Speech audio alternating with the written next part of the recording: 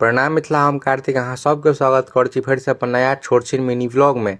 आज 30 day consistency के 14वां दिन और एखन भ रहल अहाँके मातृका पूजा और मिथिला के MC स्टैंड अपन पूरा कला देखा रहल अछि।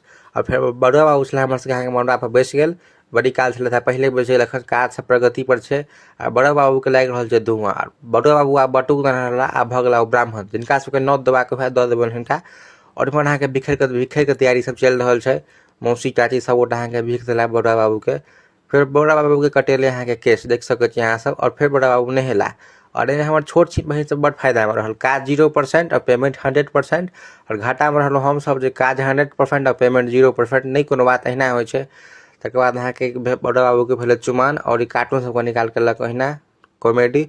और फिर इसलिए अहाँके रात में भोज चल गेल अहाँके परसा के देल, कियाकि सब दिन थोड़बे खेबे त काज नहीं चलते गाँव में। आई के रात में मिले अगला ब्लॉग में।